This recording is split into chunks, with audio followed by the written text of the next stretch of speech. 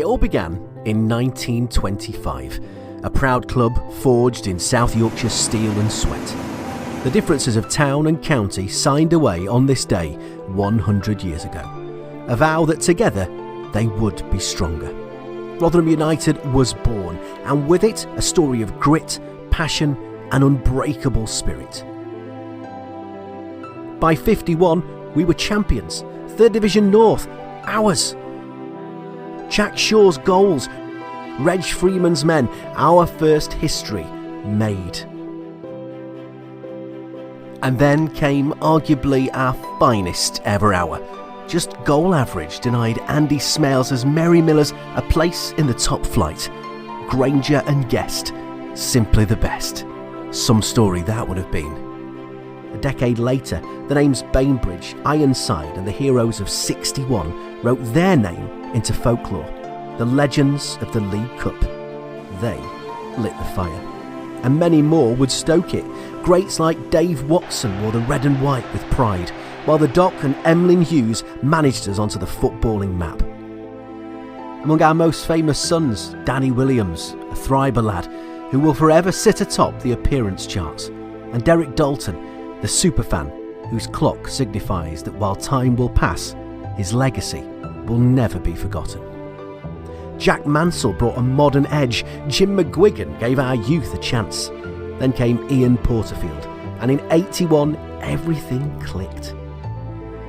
Grit met guile, Fern's finesse, and Fern can wrap it all up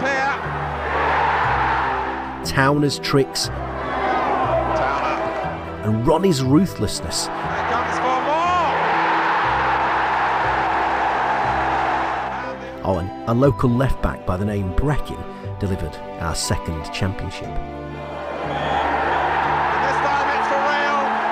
The championship of the 3rd Division comes to Rotherham United and to Millmoor. 8 years on, we did it again, the Division 4 title in 1989 when hotshot Bobby fired us to the top.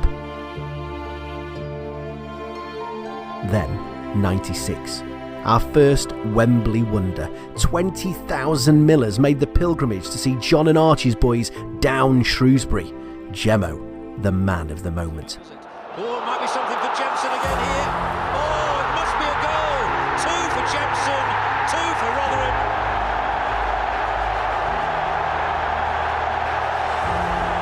Matthew Clark will receive from Jeff Hurst the auto windscreen shield.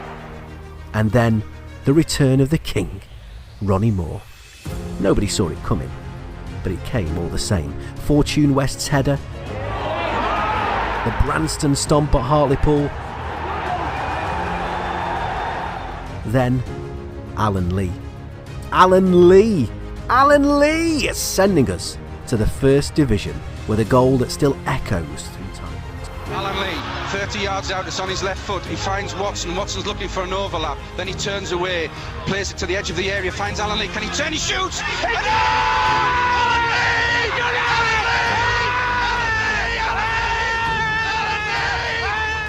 The final whistle blows at Millmoor, and this amazing fairy tale continues to gather pace. Ronnie Moore's red and white Rotherham army have written another astonishing chapter in this story that's unfolding in South Yorkshire. But it hasn't always been glory. There have been darker days, moments when it wasn't the players who saved the Millers, but the people, the fans, the faithful. You hiked to Huddersfield, marched to Mansfield, our shirts read "Save the Millers." You bought bricks in honour of loved ones, all to keep Millmoor's gates from locking for good. Through points deductions, through administration, we stood firm. That Rotherham resilience, carved deep like coal seams, strong like forged steel, kept us going. 2008, we said an impromptu goodbye to Millmoor, a final win at home to Barnet, and the curtain came down on our spiritual home. A green goal to close an illustrious chapter, but a surname metaphorically apt to describe the grass which would soon grow on the other side of Centenary Way. Don Valley, a temporary landing on the moon.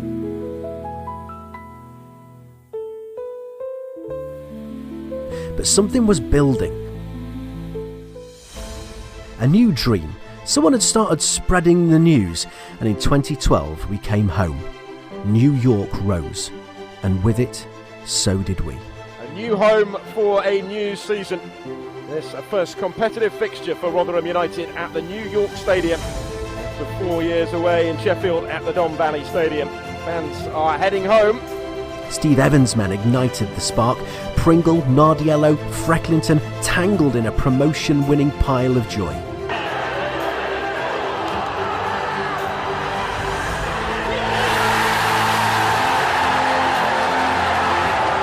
Antonio miskicks it. Now Pringle! Oh, what a goal! What a goal from Ben Pringle! A season later, back at the home of football for the chance to relive those second-tier glories of years gone by.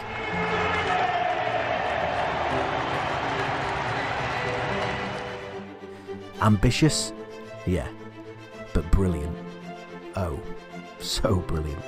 And Pringle looking towards Agard.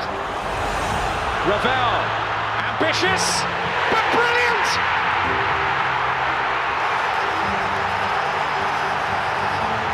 I don't believe it! I swear I do not believe it! We've rubbed shoulders with the big boys. We've been David down in Goliath once or twice along the way too. Position, but he'll use Towner. And Hutchings must dread the sight of Towner coming at him, but there's the cross before! Oh, what a goal! It's 5-0 and Rodney Fern has got 3 again. And when we needed belief, we found Warney, the reluctant manager, the adopted Rotheramer who gave everything. Yeah, well, he's just asked me to take charge of the team until he finds someone suitable. Just a fitness coach? Yeah, right.